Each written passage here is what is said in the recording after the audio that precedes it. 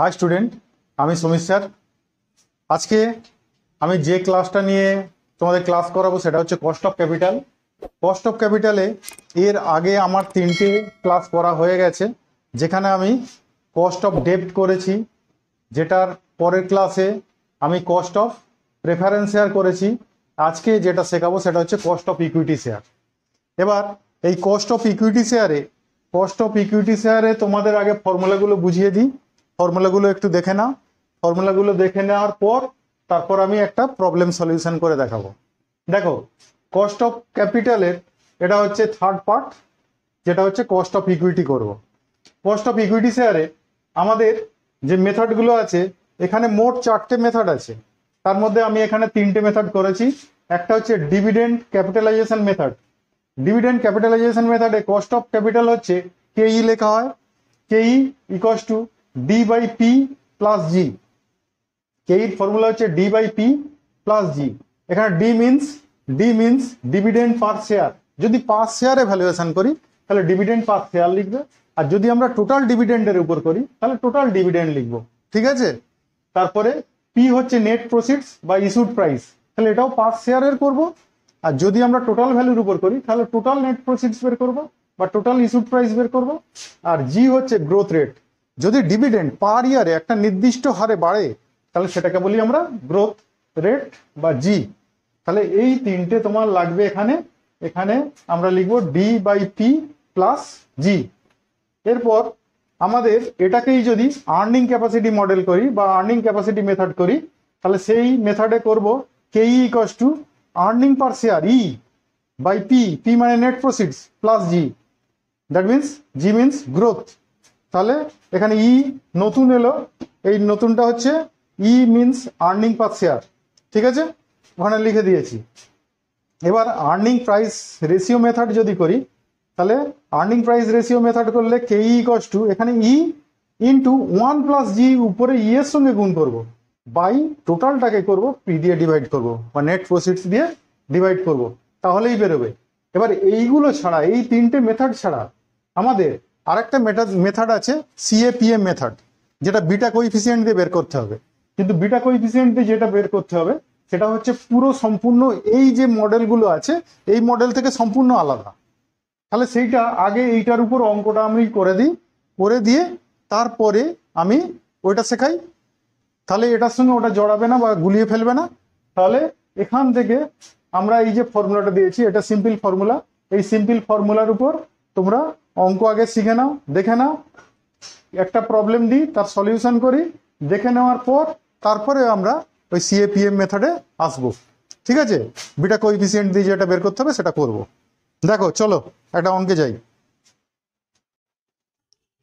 আচ্ছা দেখো এইরকম একটা প্রবলেম আছে এখানে বলেছে A limited has 1 lakh equity share of rupees 10 each its price earning ratio that is equals to 10 and earning available to equity share holder দেওয়া আছে 6 lakh the earning expected to grow 10% per annum you are required to calculate the cost of equity share capital under earning growth method বা earning growth model তাহলে এখানে দেখো আমাদের যখন earning growth মেথডে যাব তাহলে আর্নিং পার শেয়ার আমার বের করতে হবে আমাদের দেখছি ইকুইটি শেয়ার হোল্ডারদের জন্য আমাদের প্রফিট আছে বা আর্নিং আছে টোটাল কত 6 লাখ আর ইকুইটি শেয়ারের সংখ্যা কত 1 লাখ তাহলে আমি এখানে আর্নিং পার শেয়ার বের করব এইভাবে দেখো আর্নিং পার শেয়ার বের করেছি আর্নিং পার শেয়ার হচ্ছে earning for equity share holder by number of equity share তাহলে earning for equity share holder ছিল কত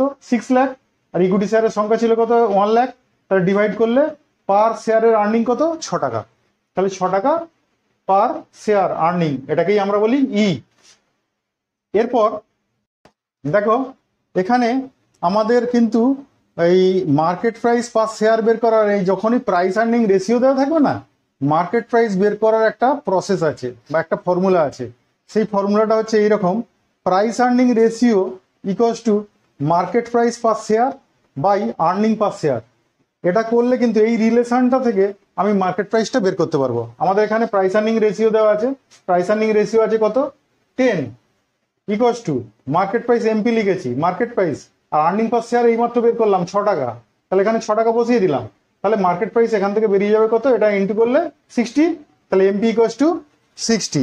তাহলে আমরা এখানে মার্কেট প্রাইস পেয়ে গেলাম, তাহলে মার্কেট প্রাইস পেয়ে গেছি, আর্নিং পার শেয়ার পেয়ে গেছি, গ্রোথ রেট জানি, তাহলে কস্ট অফ ইকুইটি হবে না? তাহলে কস্ট অফ ইকুইটি এখানটা যদি করি আমরা কেই ইকুয়ালস টু কি জানি, এই আর্নিং গ্রোথ মেথড হলে ই বাই কি করি এমপি, নেট প্রসিডিউরও করতে পারি, এমপিও করতে পারি, প্লাস জি।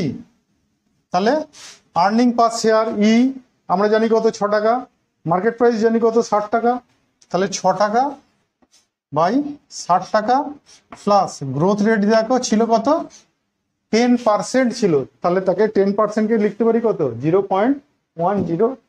তাহলে এটা করলে এটাও দেখো, এটা করলে কত হবে, এটাও তো 0.10, এটাও 0.10, দ্যাট মিনস কত 0.20, দ্যাট ইজ 20%। বোঝা গেল? তাহলে এখানে যখন আমার earning per share, earning total earning দেওয়া আছে, টোটাল আর্নিং থেকে আর্নিং পার শেয়ার বের করে নেব, আর্নিং পার শেয়ার বের করলে আমি সেখান থেকে ই পেয়ে যাচ্ছি। আর আমাদের প্রাইস আর্নিং যে রেশিও যখন দিয়েছে, প্রাইস আর্নিং রেশিও তার একটা ফর্মুলা হচ্ছে market price per share by earning per share. এটা করলে এখানে মার্কেট প্রাইসটা জানি না, এটা জানি, এটা জানি, দুটো বসিয়ে দিলে এখান থেকে মার্কেট প্রাইসটা পেয়ে যাব। তাহলে cost of capital equals to আমরা করছি কি ই বাই এমপি প্লাস জি, সেখানে ই হচ্ছে 6 টাকা, এমপি হচ্ছে 60 টাকা, প্লাস জি হচ্ছে 0.10, এটাকে প্লাস করলে আমরা দেখছি ক্যালকুলেশন করলে 0.20 আসছে, তাহলে 20%। ঠিক আছে, তাহলে এটাই হলো কস্ট অফ ইকুইটি। ঠিক আছে, চলো আরেকটা অঙ্ক করে দিই। দেখো এইরকম একটা প্রবলেম আছে, এই প্রবলেমে এখানে বলেছে A limited share quoted in the market at ₹20, the company pays a dividend of ₹2 per share, the investor expected to growth at the rate of 5% per annum, calculate cost of equity। 1 number question. 2 number question, market price of equity when growth rate at 7% per annum। তাহলে দেখো এখানে আমরা প্রথম কোশ্চেনটা যদি answer করি, এখানে dividend per share দেওয়া আছে, তাহলে আমরা বলতে পারি ডিভিডেন্ড পার শেয়ার কত, ডি ইকুয়ালস টু 2 টাকা, market price per share MP equals to 20 টাকা, আর গ্রোথ রেট বলে দিয়েছিল 5%, হ্যাঁ, দ্যাট মিনস 0.05। তাহলে সেখান থেকে বলতে পারি K equals to D by MP plus G, তাহলে ডি হচ্ছে 2 টাকা আর এমপি হচ্ছে 20 টাকা প্লাস জি হচ্ছে 0.05। তাহলে এটা ক্যালকুলেশন করলে এখান থেকে আসছে 0.10 plus 0.05, that is equals two 0.15, that means 15%। তাহলে এটা বোঝা গেল। তাহলে এটা একটা সিম্পলে বেরিয়ে গেল। এবারে আমাদের 15% হচ্ছে কস্ট অফ ইকুইটি। তাহলে 15% কস্ট অফ ইকুইটি হলে আমাদের যদি গ্রোথ রেটটা 7% হয়, তাহলে মার্কেট প্রাইসটা কি হবে ব্যাক ক্যালকুলেশন করে তোমাকে বের করতে হবে। তাহলে চলো এটাকেই যদি একটু ব্যাকিং করি তাহলে কি হবে। তাহলে ডিভিডেন্ড পার শেয়ার আমরা cost market price per share আর গ্রোথ রেট এটা থাকলে আমাদের রেট বেরিয়েছে 15%। তাহলে এইখানটা যদি চেঞ্জ হয় তাহলে এটা কত চেঞ্জ হয়ে হবে। তাহলে আমরা আরেকবার কস্ট অফ ক্যাপিটালটা লিখব। তাহলে যেখানে ডিভিডেন্ড পার শেয়ার সেই 2 টাকাই থাকবে, মার্কেট প্রাইসটা আমরা জানি না, তাহলে মার্কেট প্রাইসটা আমাদের জিজ্ঞাসা করেছে, এটা বের করব। এটা ক নম্বর কোশ্চেনটার আনসার করছি 2 নম্বর। 1 নম্বর হয়ে গেছে। আর গ্রোথ রেট এখানটা বলেছে 2 নম্বরে কত 7%, আর তাহলে এটা হবে কত 0.07।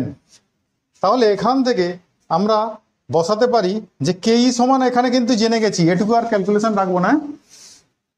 তাহলে কেই সমান জেনে গেছি কত 15% মানে 0.15, ডি জানি 2 টাকা, মার্কেট প্রাইস জানি না, আর কিন্তু গ্রোথ রেট জানি 0.07। তাহলে এই 0.07কে এই দিকটা আনি নাকি, তাহলে 0.07 এই দিকটা প্লাস আছে, এই দিকটা হলে কি হবে মাইনাস। চলো এখান থেকে করি, এখানটা করছি, হ্যাঁ। তাহলে এটা এদিকটা এসে মাইনাস করি, 0.15 মাইনাস 0.07 ইকুয়ালস টু 2/mp। তাহলে এটা যদি মাইনাস করি, মাইনাস করলে কত বেরোচ্ছে দেখো তো, অর, এগুলো সব অর দেবে, হ্যাঁ, 0.08, তা 0.08 ইকুয়ালস টু 2/mp। তাহলে এমপিটা এদিকে আসুক আর 0.08টা ওই দিকটা যাক। তাহলে এমপি ইকুয়ালস টু 2/0.08 করো তো দেখি, এই ক্যালসিতে করো একটু, 2/0.08 করলে কত হয় দেখো, নাও ক্যালকুলেটরটা নাও।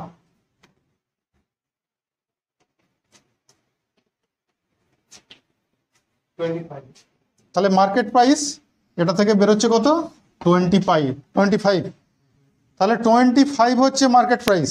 যদি আমাদের গ্রোথ রেটটা কত হয়ে যায়, 7% হয়ে যায়, তাহলে 7% যদি গ্রোথ রেট হয়ে যায়, তাহলে আমরা সেখানে কি করলাম, ডিভিডেন্ড পার শেয়ার একই ছিল 2 টাকা, মার্কেট প্রাইসটাই বের করতে বলেছে। প্রথমটায় যে মার্কেট প্রাইসটা ছিল 20 টাকা, সেটা থেকে তো আমরা কস্ট অফ ক্যাপিটাল বের করেছি কত, 15%। তাহলে এখানে কিন্তু দ্বিতীয়টায় গ্রোথ রেটটা যদি চেঞ্জ করি, তাহলে মার্কেট প্রাইসে কি চেঞ্জ আসবে সেটা বের করতে বলেছে। সেই জন্য আমরা মার্কেট প্রাইসটাকে 20 টাকাটাকে উড়িয়ে দিয়ে এখানে নট অফ ইন্টারোগেশন করে দিয়েছি। আর গ্রোথ রেট কত, 7%, দ্যাট ইজ 0.07। তাহলে এখান থেকে আমরা কেইর যদি ফর্মুলা লিখি, কেই ইকুয়ালস টু ডি/এমপি প্লাস জি, তাহলে সেখানে ডি জানি, বসিয়ে দিয়েছি, কস্ট অফ ইকুইটি জানি 15% বসিয়ে দিয়েছি, মার্কেট প্রাইস জানি না, এটাকে রেখেছি এমপি, আর গ্রোথ রেট জানি 7% বসিয়ে দিয়েছি। এটাকে সলিউশন করে আমরা এখান থেকে মার্কেট প্রাইস বের করলাম কত, 25 টাকা। তাহলে এইরকম ব্যাক ক্যালকুলেশন যদি করতে হয়, এইভাবে করে মার্কেট প্রাইস বের করে দেবে। ঠিক আছে, তাহলে আমার এই ক্লাস কেমন লাগলো তোমরা অবশ্যই কমেন্ট করে জানাবে। আর যদি ক্লাস ভালো লাগে অবশ্যই লাইক কমেন্ট করতে ভুলবে না। আর আমার কোচিং ইন কমার্সে তোমরা কোচিং ইন কমার্সের সঙ্গে সবসময় থাকো। তোমাদের কিন্তু শুধু ম্যানেজমেন্ট না, ম্যানেজমেন্ট, অ্যাকাউন্টস, কস্ট, ট্যাক্স, ম্যাথামেটিক্সে মানে সব কিছু, ক্যালকুলাস, স্ট্যাটিস্টিক্স, সমস্ত কিছু আমি কিন্তু তোমাদের ক্লাস করে দেখাবো। ঠিক আছে, আজকের মতো এইটুকু, টাটা।